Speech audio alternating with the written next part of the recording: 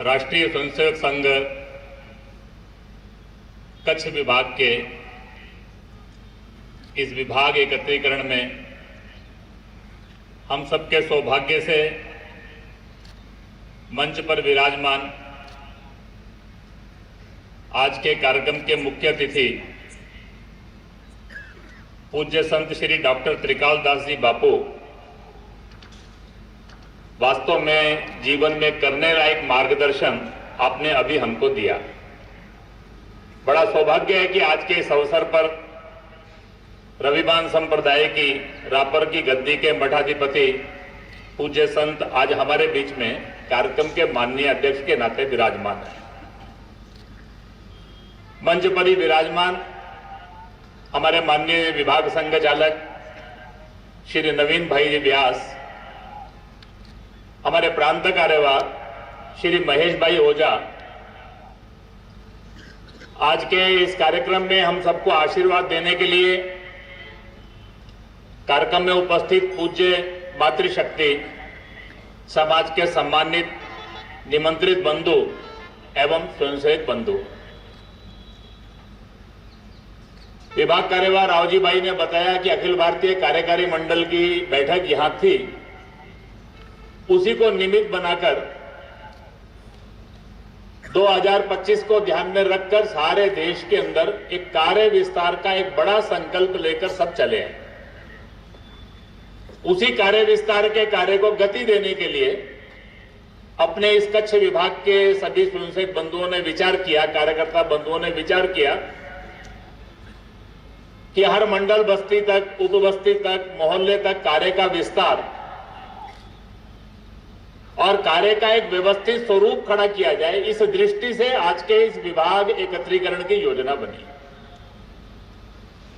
लक्ष्य निश्चित हुआ, योजना बनी, कार्यकर्ताओं ने समन्वित प्रयास किया और परिणाम आज हम सबके सामने है। एक आत्मविश्वास जगाने वाला और कार्य की दृष्टि से एक बड़ी छलांग लगाने वाला ये कार्यक्रम केवल कार्यक्रम नहीं बनेगा, कच्छ के अंदर अपने इस संघ के कार्य के विस्तार की दृष्टि से एक महत्वपूर्ण मील का पत्थर बनेगा, ऐसा इस कार्यक्रम को देखकर विश्वास है। आपका बहुत सुंदर व्यायाम योग का प्रदर्शन, गीत का प्रदर्शन, एकल गीत, माननीय मुख्य अतिथि जी का आशीर्वचन, इसके बाद आप सबके सामने कुछ बौद्धिक वर्ग के अंदर मुझे आपके सामने बातचीत करनी है। इस बात कहने से पहले मैं एक बात और स्मरण करना चाहता हूं। मेरा वैसे इस कच्छ भुज में केवल दूसरी बार आना हुआ है। एक बार सीमा की दृष्टि से, सीमा दर्शन की दृष्टि से मैं आया था, उस समय आप सबसे मिलना नहीं हुआ। लेकिन सारे देश के अंदर कच्छ और भुज जब इस शब्द का स्मरण होता है तो एकदम सबके ध्यान में एक तिथि और एक घटना याद आती है जिसको कोई भुला नहीं सकता। वो है 26 जनवरी 2001। वो भूकंप, कम से कम 2-3 पीढ़ी तक तो उसको लोग भूलेंगे नहीं। वास्तव के अंदर एक बहुत बड़ी ऐसी विभीषिका थी। एक बार ऐसा लगा कि कच्छ और भुज नष्ट हो गया, लेकिन मुझे लगता है कि कच्छ और भुज की जो वास्तविक ताकत है, अगर 2001 और 2023 के कच्छ और भुज को देखा जाए तो उसके दर्शन वास्तव में होते हैं। वो जो राख थी, वो जो मिट्टी का ढेर था, उसमें से आज अगर 2023 में कोई आए तो कच्छ और भुज पहले से अधिक ऊर्जा के साथ, पहले से अधिक उत्साह के साथ, आत्मविश्वास के साथ, अपनों को खोने के बाद भी उस दर्द को अपने अंदर दबाकर इस राष्ट्र निर्माण के काम में कच्छ किसी भी कारण से पीछे नहीं रहेगा, ये संकल्प लेकर भुज, अंजार, बचाओ, सारे देश के अंदर ऐसे सब नगरों के नाम ये लोगों की जबान पर हैं। मुझे लगता है कि आज के इस कार्यक्रम के प्रारंभ में मेरा कर्तव्य है आप सबके प्रति एक बार हार्दिक संवेदनाएं व्यक्त करते हुए इस कच्छ की जिजीविषा को जो कभी कच्छ को नष्ट नहीं होने देगी, उसको प्रणाम करना। सारे देश के अंदर प्रवास करते हुए कच्छ के लोग मिलते हैं। 3 बातें सब जगह ध्यान में आती है कच्छ के लोगों की। एक, कच्छ का व्यक्ति यानी उद्यमी, हर क्षेत्र के अंदर जाकर उद्यम प्रारंभ करना, क्रमांक 1 पर आना। फिर केवल उद्यमी नहीं, वहां के समाज के सब कामों के अंदर उसका सहयोग, बढ़ चढ़कर सहयोग। कहीं पर भी ऐसा दिखता नहीं कि कच्छ के लोग वहां के समाज के लिए काम ना कर रहे। सबके हृदय के अंदर कच्छ के प्रति एक गर्व का भाव। और चौथी बात, ध्यान करके धीरे धीरे अनुभव आती है, सब स्थानों के ऊपर कच्छ के लोगों का संघ के प्रति भी एक विशेष अनुराग दिखाई देता है। वास्तव के अंदर इस कच्छ की धरती पर आप सब संसेकों के दर्शन करके सारे देश को प्रेरणा देने वाली ये जो जिजीविषा है, इसका स्मरण करना ये मेरा कर्तव्य है। इस दृष्टि से प्रारंभ में मैं आप सबका अभिनंदन कर रहा हूं। आज के इस एकत्रीकरण के अंदर मुझे आप सबके सामने जब बोलना है तो मेरे मन के अंदर एक विचार आ रहा था। एक विशिष्ट परिस्थिति में से अपना देश गुजर रहा है और एक विशेष संयोग भी है जिसके कारण से आज हम सारे देश के अंदर कुछ बातों का स्मरण कर रहे हैं। भारत की यात्रा और पिछले 100 वर्ष के अंदर संघ की यात्रा, ये दोनों एक साथ चल रही है। ये जो कालखंड है, ये कालखंड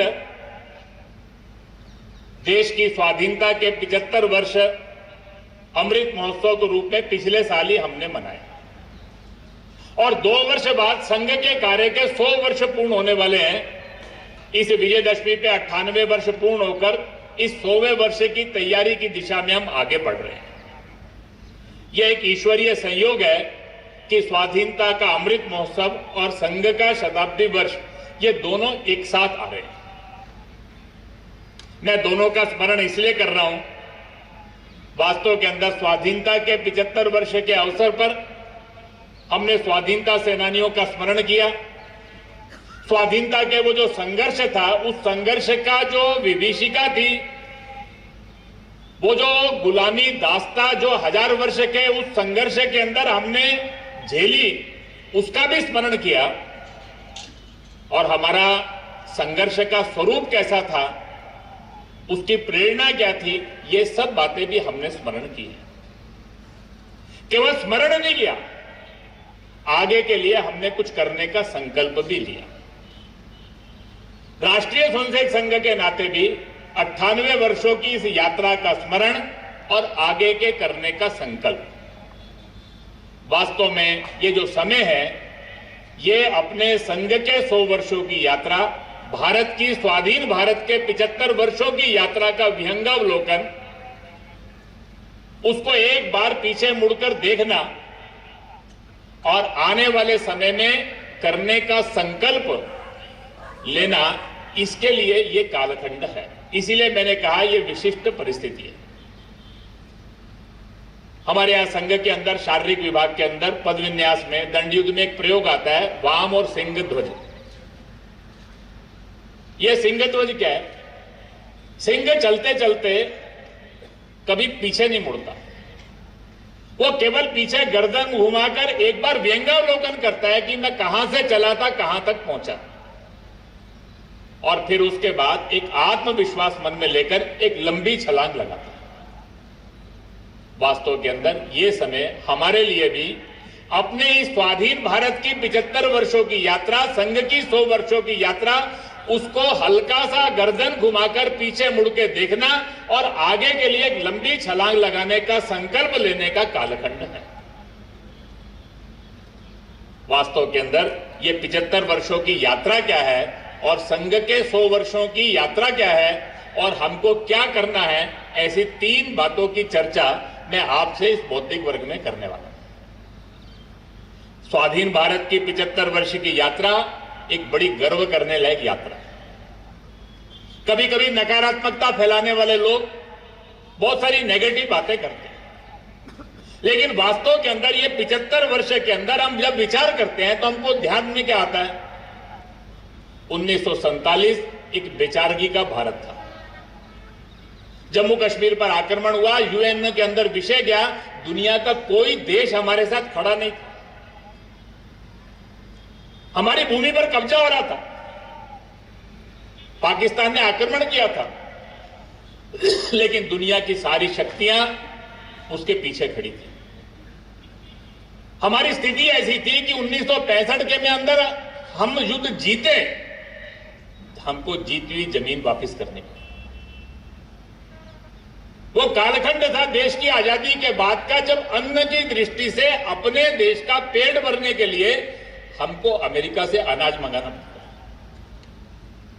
हमने स्वाधीन भारत की जब यात्रा प्रारंभ की, वो एक बड़ी बेचारगी से यात्रा प्रारंभ की। 1000 वर्ष का जो संघर्ष था, उसके अंदर जो शोषण हुआ, जो लूट हुई, तो जिसके अंदर समाज की संस्थाएं नष्ट हो गई, वहां से हमने इस भारत को खड़ा किया। 75 वर्ष के अंदर ही पूरे भारत का चित्र बदल गया। आज भारत कहने के बाद दुनिया के अंदर एक मजबूत राष्ट्र, आज दुनिया के प्रमुख राष्ट्रों में हमारी गिनती होती है। विश्व की तीसरी सबसे बड़ी सेना हमारी है। भारत की एक स्वतंत्र विदेश नीति है। अभी हम किसी की कृपा पर नहीं है। यूक्रेन का प्रश्न आया या इजराइल फिलिस्तीन का प्रश्न आया, हमारे हित में जो है उसको ध्यान में रखकर हमने निर्णय किया, दुनिया की किसी महाशक्ति के दबाव में नहीं। आज जब हम भारत को देखते हैं तो दुनिया के अंदर एक 5वें नंबर की बड़ी अर्थव्यवस्था भारत की है। दुनिया के अंदर इस कोविड के अंदर बड़ी बड़ी अर्थव्यवस्थाएं चरमरा गई। एक भारत की अर्थव्यवस्था थी जिसने बहुत तेजी से अपने को दोबारा से गतिमान कर दिया। आज भारत कहने के बाद दुनिया के अंदर जब आता है तो भारत की कूटनीति की लोग दाद देते हैं। अभी G20 हुआ, पहली बार G20 के अंदर पहले दिन सर्वसम्मत प्रस्ताव पारित हुआ। नहीं तो G20 में 20 देशों को सहमत करना बहुत मुश्किल था, लेकिन विपरीत विचार के लोगों को भी एक मंच पे लाकर एक मत का करना, यह हमारी कूटनीति की विजय थी। हम जब भारत की बात करते हैं तो भारत की पहचान केवल मजबूत, शक्तिशाली, आज दुनिया के अंदर शक्ति संपन्न राष्ट्र की नहीं है, एक जिम्मेदार राष्ट्र की भारत की प्रतिमा है। दुनिया के सब छोटे छोटे देश अपने हित के अंदर जब भी कोई संकट आता है, कोई प्रश्न आता है, वो भारत की ओर देखते हैं। कारण भारत हमेशा केवल अपना विचार नहीं करता, वो सबका विचार करता है। कोविड की चुनौती आई, वैक्सीन का प्रश्न हो, दवाइयों का प्रश्न हो, सारी दुनिया के साथ हम खड़े थे। पैसा कमाने के लिए नहीं खड़े थे। वसुधैव कुटुंबकम का जो हमारा ध्येय वाक्य है, उस बात को मन में लेकर सबका हित का विचार करना, सर्वे भवन्तु सुखिनः, इस विचार को लेकर चलने वाला भारत। यूक्रेन के युद्ध के अंदर दुनिया के जिस देश को अनाज की आवश्यकता पड़ी, उसको भारत ने अन्न दिया। व्यापार नहीं, पैसा कमाने के लिए। दुनिया के प्रत्येक देश को एक जिम्मेदार राष्ट्र के रूप में भारत अपने एक अग्रज के रूप में आज दिखाई देता है। आज भारत की पहचान दुनिया के अंदर हमारी IITs के कारण है, IIM के कारण है, सेंट्रल यूनिवर्सिटीज के कारण है, एम्स के कारण है। आज भारत एक शिक्षित राष्ट्र के रूप में, यह अनपढ़ों का देश नहीं है। दुनिया की बड़ी बड़ी कंपनियों के CEO ये भारत के हैं। दुनिया के अंदर जब भारत का विचार आता है तो भारत एक ऐसा देश है जिसने 75 वर्षों के अंदर एक बड़ी सामाजिक क्रांति की। भारत के अंदर एक सदैव समृद्धि थी। हमारे यहां समरसता का वातावरण था, लेकिन 1000 वर्ष के अंदर सामाजिक विषमता, आर्थिक विषमता, लैंगिक विषमता, ये इस देश के अंदर होगी। इस्लाम के आक्रमण के अंदर लड़ते लड़ते, क्योंकि महिला की ओर उसकी देखने का एक दृष्टिकोण था, इसलिए भारत की बेटी, भारत की महिला ये घर के अंदर बंद हो गई। सामाजिक जीवन में उसकी भूमिका नहीं हुई। लेकिन 75 वर्ष के अंदर ही आज समाज जीवन के प्रत्येक क्षेत्र में भारत की बेटी बेटों के साथ खड़ी है। 75 वर्ष पहले कोई कल्पना नहीं करता था। आज वो शिक्षा का क्षेत्र हो, व्यापार का क्षेत्र हो, समाज के अंदर उद्योग का क्षेत्र हो, सैन्य क्षेत्र हो, आज भारत की बेटी ये फाइटर उड़ाती है। भारत के अंदर एक बहुत बड़ी सामाजिक क्रांति हुई है। प्रारंभ में आरक्षण आया तो किसी को लगता नहीं था, लेकिन उसके कारण से देखते देखते देश के अंदर आज एक सामाजिक विषमता, सामाजिक भेद ये समाप्त हो रहे हैं। आज भारत के अंदर एक बड़ा वर्ग जो शिक्षा से, रोजगार से, काम धाम से ये दूर था, आज वो समाज के साथ मुख्य धारा में आकर सारे राष्ट्र की उन्नति के काम में लग गया। भारत के अंदर बहुत थोड़े लोग संपन्न थे, लेकिन आज भारत के अंदर जितनी यूरोप की आबादी है उतनी बड़ी भारत की मध्यम वर्ग है। मुझे कभी कभी लोग कहते हैं, मैं कहता हूं यूरोप तो विकसित हो गया और हम अर्ध विकसित है। जितनी यूरोप की आबादी है उससे ज्यादा हमारा मिडिल इनकम ग्रुप है, हमारा मध्यम वर्ग उससे ज्यादा अच्छा है। आज भारत जो है ये एक इस देश के अंदर केवल 75 वर्ष के अंदर, आने वाले 1, 2, 4, 5 वर्षों के अंदर देश का कोई व्यक्ति ऐसा नहीं होगा जिसके पास पक्का घर नहीं होगा। कोई व्यक्ति ऐसा नहीं होगा जिसको शिक्षा, स्वास्थ्य, इसकी संपूर्ण सुविधा प्राप्त नहीं होगी। 75 वर्षों के अंदर हमने एक बहुत बड़ी सामाजिक क्रांति इस देश के अंदर की है। और सबसे बड़ी बात है, इस 75 वर्ष के अंदर इस देश के समाज का सोचने का ढंग बदल गया। मैं कभी कभी कहता हूं आज भारत का व्यक्ति यानी गुलामी की मानसिकता से मुक्त, आत्मविश्वास से युक्त, दुनिया को जीतने की इच्छा रखने वाला, कहीं भी भारत का व्यक्ति हारना नहीं चाहता। वो खेल का मैदान हो वहां क्रमांक 1 पर आना चाहता है, वो हर जगह जीतना ही चाहता है। वो आज एक कंपनी शुरू करता है, कल उसको यूनिकॉर्न बनाने की सोचता है। भारत का युवा किसी कंपनी में एम्प्लॉय होता है, कुछ समय बाद उसका सीईओ बनने की सोचता है। इस देश के अंदर एक एक करके गुलामी के चिन्हों को मिटा देने के लिए कृत संकल्प है।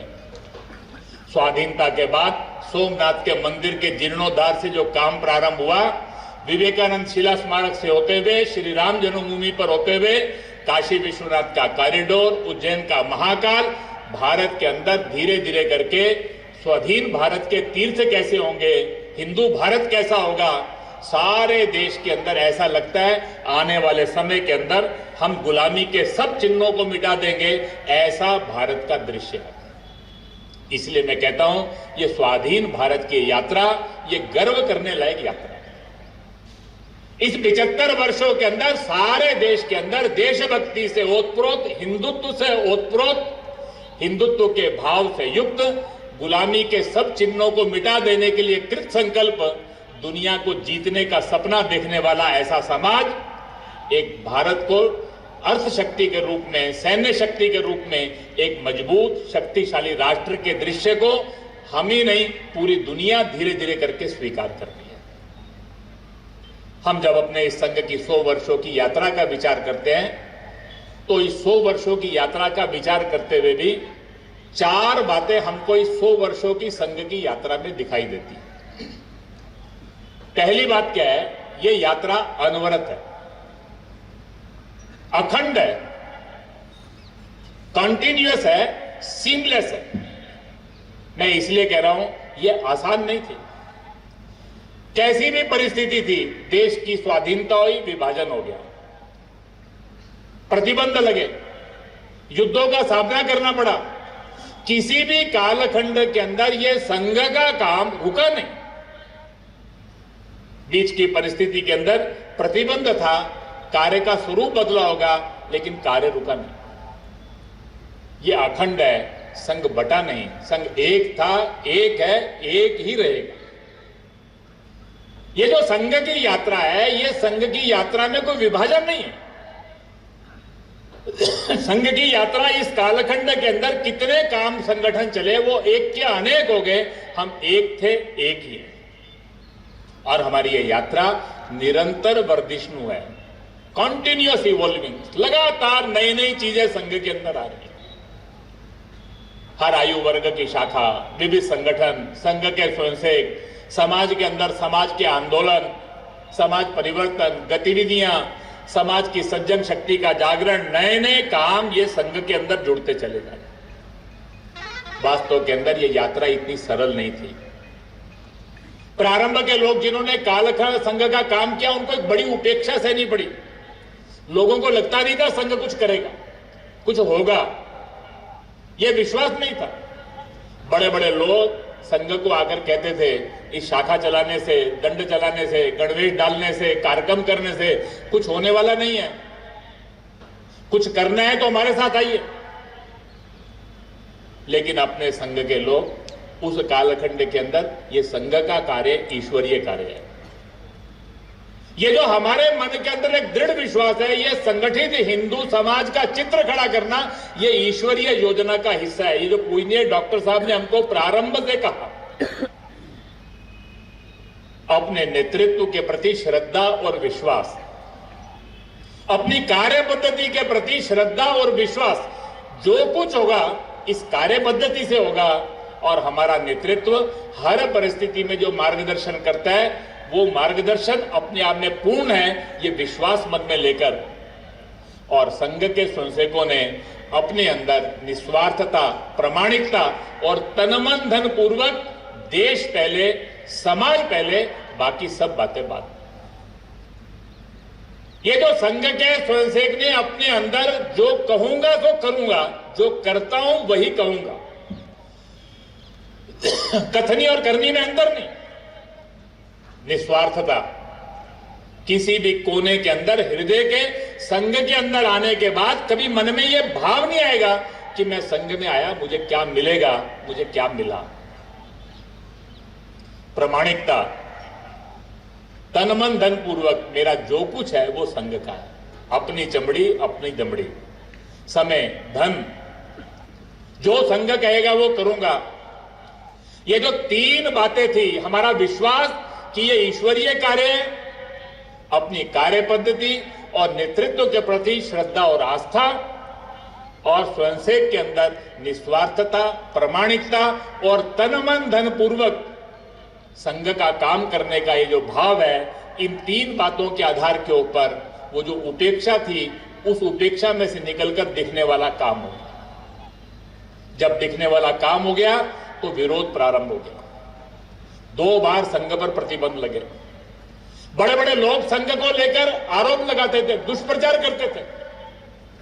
ऐसे ऐसे लोग जिनकी दुनिया सुनती थी, जिनकी बातें समाचार पत्रों में छपती थी, वो सब लोग संघ पर झूठे झूठे आरोप लगाते थे। संघ को विदेशों से पैसा आता है, संघ के CIA से संबंध है, ऐसे ऐसे आरोप लगते थे जिसको सुनकर आज कभी कभी सब स्वयंसेवकों को हंसी भी आएगी। लेकिन वो समय ऐसा था, लोग उन्हीं की बात सुनते थे। उस सारे विरोधों में से भी हम निकले। हम संघ के लोगों ने एक मन में निश्चय किया, संभवतः हमारे भाग्य में ही है कि यह विरोध होगा। बहुत हैरानगी थी, विभाजन के कालखंड के अंदर समाज, हिंदू समाज की रक्षा में संघ सबसे आगे। विस्थापित होकर जो लोग हैं, उनके पुनर्वास में संघ सबसे आगे।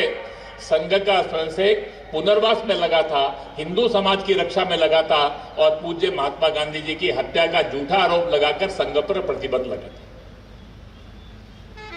2 आयोग बने, इन्वेस्टिगेशन हुए, जजमेंट आ गए। संघ की कहीं दूर दूर तक संबंध नहीं आया, उसके बाद भी बोलना बंद नहीं किया, आरोप लगाना बंद नहीं किया। दूसरों से लड़ना आसान होता है, लेकिन जिन अपनों के लिए हम काम कर रहे हैं, वो अपने ही जब विरोध करते हैं तो उसको सहना इतना आसान नहीं होता। लेकिन उस सारे अपनों के विरोध में भी संघ के स्वयंसेवकों ने अपने नेतृत्व, कार्य पद्धति, उस पर श्रद्धा, विश्वास, ईश्वरीय कार्य, ये मानकर जहां समाज देश की आवश्यकता है, वो 3-4 युद्ध आए, वो कच्छ का प्रश्न था, वो अकाल था, वो भूकंप था, जहां भी समाज देश की आवश्यकता है, संघ पहले, स्वयंसेवक पहले, समाज को साथ लेकर अपनी भूमिका निभाने के कारण से देखते देखते संघ के काम के प्रति अनुकूलता और आज स्वीकार्यता बन गई। आज जब हम देश के अंदर विचार करते हैं तो हमको ध्यान में आता है धीरे धीरे करके हमारी ये जो 4 पीढ़ी की यात्रा है, इस 4 पीढ़ी की यात्रा के कारण से समाज जीवन के केंद्र में आकर संघ खड़ा हो। वास्तव में ये 4 पीढ़ी की यात्रा अद्भुत है। पहली पीढ़ी ने सारे देश के अंदर संघ के काम का बीजारोपण किया। दूसरी पीढ़ी ने संघ के काम को राष्ट्रव्यापी बना दिया। 1973-74 तक आते आते देश के हर जिले में संघ पहुंच गया। तीसरी पीढ़ी ने इस संघ को समाज व्यापी कर दिया। 1977 के बाद उस लोकतंत्र की रक्षा के आंदोलन में संघ के स्वयंसेवकों ने जो भूमिका निभाई थी, सारे देश में एक बड़ी अनुकूलता आ गई। जैसे ही वो अनुकूलता आ गई, उस अनुकूलता के कालखंड के अंदर सारे देश की सेवा बस्तियों में संघ ने काम प्रारंभ किया, वनवासी क्षेत्रों में काम प्रारंभ किया, नॉर्थ ईस्ट और दूर दराज के क्षेत्रों में काम प्रारंभ किया, विद्या भारती के माध्यम से विद्यालय प्रारंभ होने शुरू हो गए। और उस कालखंड के अंदर हिंदू समाज के आत्मविश्वास को जगाने के लिए, राष्ट्रीय एकात्मता को पुष्ट करने के लिए हमने बड़े बड़े अभियान लिए। श्री राम जन्मभूमि मंदिर का आंदोलन, एकात्मता यात्रा और संघ के बड़े बड़े संपर्क अभियान। और इसके कारण से तीसरी पीढ़ी ने 2000 तक आते आते हमने 1985 में जो पहला संपर्क अभियान लिया था, 1.25 लाख गांव तक हम पहुंचे थे। 2000 के अंदर संघ के 75 वर्ष पूरे होने पर हमने जो एक अभियान लिया, उसमें 4 लाख से ज्यादा गांव में हम देश में गए। हमारी जो तीसरी पीढ़ी थी उसने संघ को समाज व्यापी कर दिया। चौथी जो पीढ़ी थी उसने ये जो स्वीकार्यता थी, अनुकूलता से जो स्वीकार्यता बन गई, इसके अंदर पिछले 25 वर्षों में पूरी सज्जन शक्ति को संघ से जोड़ दिया। स्थान स्थान के ऊपर पूज्य संत, महात्मा, सामाजिक नेतृत्व, समाज को साथ लेकर समाज परिवर्तन के लिए सारे देश के अंदर एक वातावरण खड़ा हो गया। आज धीरे धीरे करके हम कह सकते हैं संघ और समाज एक वेवलेंथ पर आ गया। सारे देश में घूमते हुए समाज के प्रमुख लोगों के साथ मेरा बैठना होता है। मैं ध्यान में आता है जैसे हम आज से 25-30 साल पहले सोचते थे, वैसा ही आज समाज सोचता है। आज कहीं पर भी प्रश्न आ जाए, हर एक के मन में एक ही बात है कि समाज के समस्याओं का समाधान कैसे होगा। लेकिन यह समाधान करने के लिए संघ क्या करेगा ये नहीं कहते, हम क्या कर सकते हैं, ये आज सबका वातावरण बन गया। आज समाज जो है केवल सुझाव नहीं देना चाहता, वो अपेक्षा नहीं करता। आज समाज संघ के साथ जुड़कर काम करना चाहता है। धीरे धीरे करके संघ और समाज के बीच का अंतर समाप्त होता है। और इसीलिए आज के इस समय का मैं जब वर्णन करता हूं तो मैं ये कहता हूं कि आज संघ भारत के केंद्र में है और भारत विश्व के केंद्र में। संघ जो है ये आज समाज के केंद्र में है। सारे समाज ने संघ के नेतृत्व को स्वीकार किया।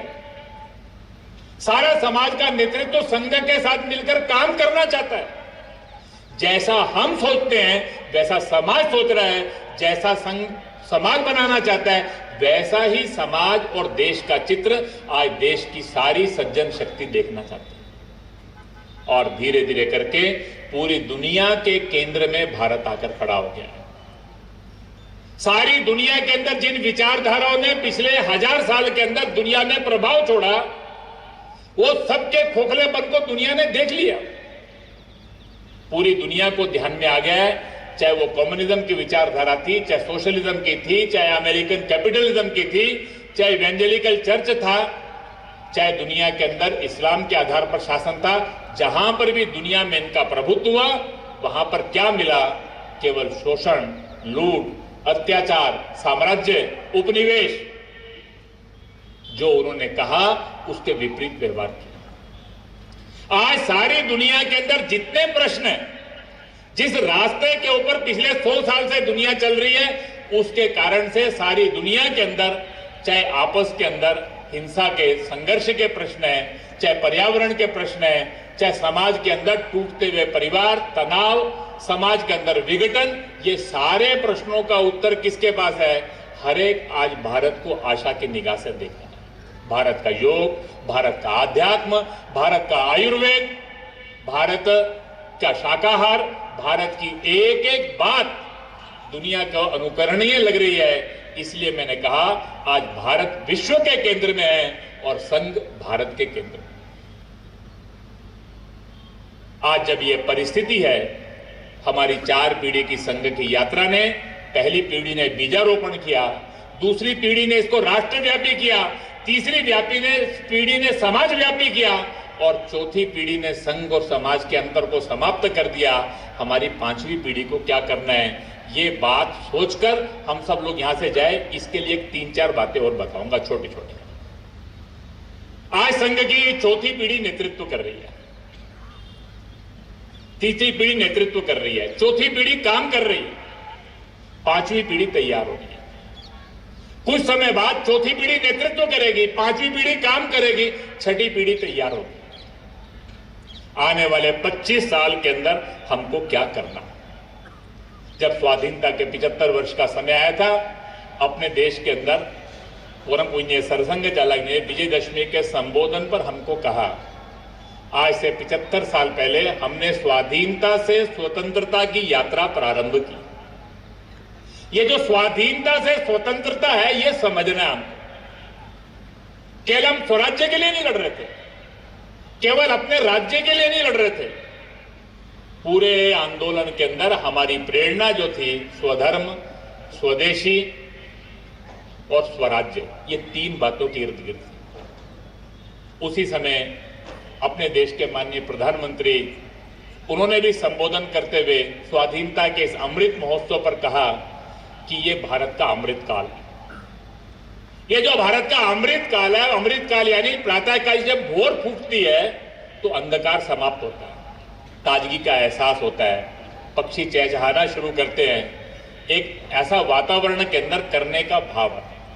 धीरे धीरे करके सूर्य उगना शुरू होता है, दैदीप्यमान होता है, वो पूरी धरती को आलोकित कर लेता है। उन्होंने कहा ये जो 25 वर्ष का कालखंड है, ये 25 वर्ष के कालखंड के अंदर इस अमृत काल के बाद भारत का सूर्य दैदीप्यमान होकर पूरे विश्व को आलोकित करना चाहिए। और इसीलिए उन्होंने आह्वान किया, we have to resolve for next 25 years. हमको आने वाले 25 सालों का संकल्प लेना है। 100 साल बाद जब हम शताब्दी मनाएंगे भारत की स्वाधीनता की, उस समय भारत का चित्र कैसा होगा? इस वर्ष के लाल किले के ऊपर उन्होंने वो 5 बातें करने के लिए सबको कहा। देश के किसी भी कोने से गुलामी का एक भी चिन्ह बाकी नहीं रहना चाहिए। अपनी विरासत का गर्व, सामाजिक एकता, नागरिक कर्तव्यों के प्रति प्रतिबद्ध समाज और पूर्ण विकसित भारत, ये 5 बातों के इर्द गिर्द उन्होंने आने वाले समय के अंदर बहुत सारी बातें हम सबको करने की बताई। वास्तव के अंदर आने वाले समय के अंदर ये जो करने का काम है, हमारे जो 4 पीढ़ी की यात्रा है, आने वाले 25 सालों के अंदर इसको हमको अपने मंजिल तक पहुंचाना। इस दृष्टि से हमारी चौथी, 5वीं और 6ठी पीढ़ी को मिलकर क्या करना है, तो 4 काम है हम सबके करने के लिए। मैंने बताया, पहली पीढ़ी ने राष्ट्रव्यापी कार्य किया, दूसरी ने समाज बीजारोपण किया, दूसरी ने राष्ट्रव्यापी किया, तीसरी ने समाजव्यापी किया, चौथी पीढ़ी ने अपने इस काम को संघ और समाज को एक कर दिया। हमको क्या करना है, तो हम जब विचार करते हैं तो हम राष्ट्रव्यापी हैं, समाजव्यापी हैं, अभी सर्वव्यापी और सर्वस्पर्शी नहीं है। हमारे विभाग कार्यवाही ने हम सबको बताते हुए कहा, अभी भी कुछ मंडल छूट गए, अभी भी कुछ बस्तियां छूट गई। हम जब बस्तियों का विचार करते हैं तो कुछ उपबस्तियां छूट गई, मंडल के कुछ गांव छूट गए। एक 500 से ज्यादा गांवों के संसेद यहां पर है, लेकिन बहुत सारे गांव छूट गए। 2025 के अंदर जब अपना ये शताब्दी वर्ष का विस्तार का ये जो अभियान है ये पूरा होगा, तो हम सबको ध्यान में आना चाहिए, ये आज का कार्यक्रम हमारा लक्ष्य नहीं है, ये कार्यक्रम माध्यम बनना चाहिए। आने वाले 2 साल के अंदर प्रत्येक गांव, प्रत्येक बस्ती, बस्ती की हर मोहल्ला, गांव का हर पाड़ा, गांव का हर छोटा हिस्सा, वहां तक संघ का संसेद चाहिए, वहां तक अपने कार्य का स्वरूप चाहिए। अभी हम राष्ट्रव्यापी हैं, समाजव्यापी हैं, हम सर्वस्पर्शी नहीं, सर्वव्यापी नहीं। एक भी कोना ऐसा नहीं रहे जहां अपने इस संघ के कार्य की पहुंच न हो। इस दृष्टि से इस कार्यक्रम के बाद एक बड़े कार्य के विस्तार की छलांग हम सब लोग लगाएं, ये पहली बात। दूसरी बात, 1000 साल हम दो शक्तियों से लड़े, कट्टरपंथी इस्लाम और इवेंजेलिकल चर्च। पिछले 100 वर्षों के अंदर दो और शक्तियां हैं जिनसे हम लड़ रहे हैं, एक कम्युनिज्म, माओइज्म, कल्चरल मार्क्सिज्म, इसका जो विचार है, और दूसरा दुनिया के अंदर जिसको आज अमेरिकनिज्म कहते हैं, कैपिटलिस्ट फोर्सेस कहते हैं, ग्लोबल मार्केट फोर्सेस कहते हैं। वास्तव के अंदर ये जो चारों शक्तियां हैं, ये चारों शक्तियों से हम लड़ रहे हैं। बहुत सारी बातें हमको दिखाई देती है, उसकी चर्चा कर नहीं सकते, उसका समय नहीं है। लेकिन ये सारी शक्तियां जो हैं, ये धीरे धीरे करके जैसे जैसे हिंदुत्व का वातावरण बनता गया, देशभक्ति का भाव जगता गया, अपना देश ताकतवर होता गया, संघ भी ताकतवर होता गया, समाज के केंद्र में आ गया, धीरे धीरे करके शक्तियां परास्त हो रही हैं। ये शक्तियां परास्त हो रही हैं, समाप्त नहीं। आज से 75 साल पहले तंत्र में, समाज में, विचार में सब जगह प्रभावी थी। आज समाज में ये हमसे लड़ नहीं सकती, तंत्र से धीरे धीरे करके बाहर हो रही हैं, लेकिन विचार में अभी भी एक ताकत है। और इसलिए ये सारी शक्तियों को ध्यान में आ गया है कि अब हमारे अस्तित्व की लड़ाई है। ये आने वाले 10-15 वर्ष एक बड़े संघर्ष के कालखंड की तैयारी का समय है। हमको एक बड़े संघर्ष में से निकलना पड़ेगा। ये जो सारी शक्तियां हैं, ये शक्तियां, उनको ध्यान आ गया हम अकेले अकेले नहीं लड़ सकते, इसलिए ये एकजुट हो गई। और इन सब लोगों के लिए कॉमन एनिमी क्या है, समान शत्रु क्या है, वो 3 बातें हैं, भारत, हिंदू और संघ।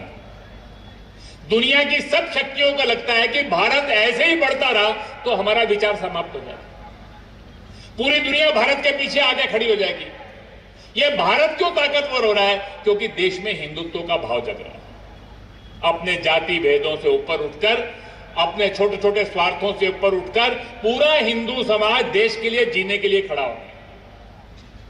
ये सारे देश में हिंदुत्व का भाव क्यों बढ़ रहा है? क्योंकि संघ मजबूत हो रहा है। और इसीलिए सारे देश के अंदर एक योजनाबद्ध प्रयास इस भारत की एकात्मता को तोड़ना, हिंदुत्व के भाव को कमजोर करना और संघ के ऊपर तरह तरह के ओप लगाकर संघ के बारे में एक भ्रम का वातावरण खड़ा करना। आने वाले समय के अंदर हमको इस नए प्रकार के षड्यंत्रों के स्वरूप मिलेंगे। मैंने बताया वो प्रत्यक्ष लड़ नहीं सकते, इसलिए छद्म युद्ध शुरू हो रहा है, मायावी युद्ध शुरू हो रहा है, प्रॉक्सी वॉर शुरू हो रही है। हिंदू समाज के अंदर नए नए तरह के संघर्ष पैदा करने की कोशिश की जा रही है। मैं अभी पिछले दिनों हरियाणा प्रांत में था, वहां पर अपने 2 समाज के लोग आमने सामने खड़े थे, गुर्जर और राजपूत। प्रश्न क्या है, एक मिहिर भोज नाम के एक राजा हुए, एक महापुरुष हुए। गुर्जर कह रहे थे ये हमारे हैं, राजपूत कह रहे हैं हमारे हैं। मैंने पूछा महापुरुष किसी जाति के होते हैं? महापुरुष तो पूरे समाज के होते हैं, उस पर किसी का पेटेंट है क्या? उन्होंने एक जाति का विचार किया गया, लेकिन वो हमारे थे, इस बात के ऊपर दोनों का झगड़ा हो। आने वाले समय के अंदर जातियों के अभिनिवेश खड़ा करना, समाज के अंदर छोटी छोटी बातों के ऊपर समाज को बांटना, संघर्ष करना, तरह तरह के खड़े करना। अचानक कहीं पर आरक्षण के नाम के ऊपर, कहीं पर जातियों के छोटे से घटना को, दुर्भाग्यपूर्ण घटना को वो जाति की अस्मिता का प्रश्न बन जाता है। थोड़े दिन पहले हमने किसान आंदोलन देखा, हमने भीमा कोरेगांव का समय देखा, सीए का समय देखा। परसिक्यूटेड जो पाकिस्तान, बांग्लादेश, अफगानिस्तान में जिन लोगों को 4 पीढ़ी से अत्याचार सह रहे थे, वो भारत में नहीं आएंगे तो कहां आएंगे? यहां हम उनको अधिकार देते हैं तो वो किसी के अधिकार छीने थोड़ी जाते हैं, लेकिन सारे देश के अंदर एक भ्रम का वातावरण खड़ा करते हैं। ये जो सारे देश के अंदर आने वाले समय के अंदर समाज के अंदर नए नए तरह के संघर्ष ये खड़े करने का प्रयास होगा। और इसलिए हम सब लोगों को आने वाले समय के अंदर समाज को टूटने नहीं देना, हिंदुत्व का भाव कमजोर नहीं होने देना, समाज के किसी भी वर्ग को अपने से छूटने नहीं देना। सारे समाज के अंदर इस हिंदुत्व के आंदोलन को, समाज की एकता के प्रश्न को ये तोड़ने का प्रयास हो। तीसरा काम हम सबको जो करने का है, इस 1000 वर्ष के संघर्ष में बहुत सारी बातें ऐसी आ गई जो हमारी नहीं थी। हमारी व्यवस्था टूट गई। कुछ बातों का संकेत माननीय अध्यक्ष जी ने हमसे किया। भारत के हिंदू की पहचान किसके साथ होनी चाहिए? तो वो 5 बातों के साथ होनी चाहिए। भारत का व्यक्ति यानी नागरिक कर्तव्यों के प्रति प्रतिबद्ध। भगिनी निवेदिता से किसी ने प्रश्न किया, देश स्वाधीन हो गया तो देशभक्ति का मापदंड क्या है? उन्होंने कहा, नागरिक कानूनों का पालन करना, नागरिक कर्तव्यों का पालन करना, यही देशभक्ति का पैमाना है। देश गुलाम है तो उससे लड़ना पड़ता है, ये देशभक्ति है। त्याग और बलिदान करना पड़ता है। लेकिन देश स्वाधीन हो गया तो देश के कानून है, देश का संविधान है, उसको मानना। देश के अंदर सामान्य व्यक्ति के अंदर भ्रष्टाचार, सामान्य व्यक्ति के अंदर अपने स्वार्थों के लिए कानून को तोड़ना, ऐसी जो अनेक बातें हैं, ये समाप्त होनी चाहिए। सारे देश के अंदर स्वदेशी का भाव आना चाहिए। अपनी भाषा, अपनी वेशभूषा, अपना खान पान, अपने महापुरुषों का गौरव, अपने जीवन के अंदर अपने देश की बनी वस्तुओं का उपयोग, नागरिक कर्तव्यों के प्रति प्रतिबद्ध, स्वदेशी के भाव से ओतप्रोत सामाजिक समरसता का आचरण। हिंदू समाज का विचार है, सबके अंदर भगवान का अंश है, तो कोई छोटा बड़ा नहीं हो सकता, किसी से भेद नहीं हो सकता। किसी का किसी परिवार में जन्म हुआ, इसके कारण से वो व्यक्ति हमारे लिए त्याज्य नहीं हो सकता, अस्पृश्य नहीं हो सकता। सारे देश के अंदर ये जो सामाजिक समरसता है, भारत माता की संतान, हम सब सगे भाई, हम सब भारत माता की संतान सगे भाई, हमारा एक खून का रिश्ता, कोई छोटा नहीं, कोई बड़ा नहीं, कोई अमीर नहीं, कोई गरीब नहीं, कोई ऊंची जाति का नहीं, कोई नीची जाति का नहीं, हम सब एक हैं। ये जो आचरण और व्यवहार है, ये भाषण में नहीं, कार्यक्रम में नहीं, हमारे परिवार में दिखना चाहिए, हमारे गांव में दिखना चाहिए। हमारे गांव के मंदिर में सबको प्रवेश चाहिए, हमारे गांव के अंदर कुआं सबके लिए समान चाहिए, जातियों के शमशान की परंपरा समाप्त होनी चाहिए, सबके समान शमशान चाहिए। समाज जीवन के अंदर जहां जहां पर भी भेद है, वो सब भेद हम समाप्त करेंगे। आज जो पर्यावरण का प्रश्न है, ये जीवन शैली का प्रश्न है। जीवन के अंदर छोटी छोटी बातें जिससे पर्यावरण का संरक्षण होता है, ये हमको करने की है। प्लास्टिक का उपयोग कितना करना, पानी का उपयोग कितना करना, पानी को कैसे बचाना, छोटी छोटी बातें ये जीवन के अंदर आनी चाहिए। और भारत का परिवार, ये भारत का परिवार संस्कारित परिवार बनना चाहिए, मूल्य आधारित परिवार। हिंदू घर कैसा होना चाहिए, इसके बारे में हमको एक चित्र खड़ा करना। आने वाले वासने के अंदर ये 5 बातें समाज जीवन के अंदर भारत की पहचान बननी चाहिए। और चौथी और आखिरी बात है, हमारी कहानी हमको लिखनी है। ये जो इस 1000 साल का कालखंड रहा, क्या हुआ? लाला लाजपत राय कहा करते थे, इस देश के अंदर अंग्रेजों ने 3 बातें की, de Hinduisation, de socialisation, de nationalisation. हमारी समाज की एकता को तोड़ दिया, हिंदू समाज में हीनता का भाव पार दिया, राष्ट्र की भक्ति का भाव, राष्ट्रीय एकात्मता का भाव ये कमजोर कर दिया। ये जो अंग्रेजी शिक्षा 1835 में प्रारंभ हुई, इसके जब 50 साल हुए तो पूज्य स्वामी विवेकानंद जी ने कहा, उनका एक भाषण है उस समय, उनने कहा ये अंग्रेजी शिक्षा कैसी है? उन्होंने कहा, एक बच्चा स्कूल जाता है, पहली बात वो सीखता है, योर फादर इज अ फूल। ये उनका वाक्य है कि आपके पिता मूर्ख हैं, वो जो बताते हैं उसका कोई अर्थ नहीं है, जो हम बताते हैं वो सुनो। वो कहता है सेकेंड थिंग ही लर्न, दूसरी बात वो सीखता है, योर ग्रैंडफादर इज ल्यूनेटिक। आपके दादा परदादा दादी परदादी ये सनकी हैं, ये जो बातें कहते हैं इनका कोई आधार नहीं है, निराधार बातें, जिन बातों का कोई अर्थ नहीं है। उन्होंने कहा थर्ड थिंग दे लर्न, तीसरी बात वो सीखते हैं, ऑल योर टीचर्स आर हिपोक्राइट्स। आपके जितने गुरु हैं, आपके मार्गदर्शन करने वाले संत हैं, जितने आपको प्रवचन देने वाले हैं, वो दोहरापन है, खोखलापन है, जो बात कहते हैं वो वास्तव में होती नहीं है। और चौथी बात उन्होंने कहा, fourth thing they learn, all your sacred books are full of lies. आपकी जितनी किताबें हैं, रामायण, महाभारत, वेद, गीता, ये सब बेबुनियाद है, झूठ से भरी हुई, ये मिथक है, ये केवल कहानियां हैं। उन्होंने कहा by the time he is 16, वो 16 साल का होता है, he is a mass of negation, वो नकारात्मकता से भरा होता है, बोनलेस, उसकी कोई रीढ़ नहीं होती, लाइफलेस, उसमें कोई जीवन नहीं होता, कुछ करने का भाव नहीं होता। अंग्रेजों के अनुसरण में ही मेरा हित है, यही भाव होता है।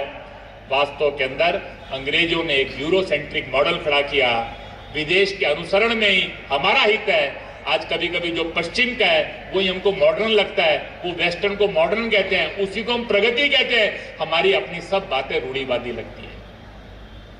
भारत के विमर्श के आधार के ऊपर हमको भारत की व्यवस्थाएं खड़ी करनी है। सारे देश के अंदर आने वाले समय के अंदर हमको हमारे विमर्श के आधार के ऊपर अपनी व्यवस्थाएं खड़ी करनी है। ये 4 काम आने वाले समय के अंदर करने हैं।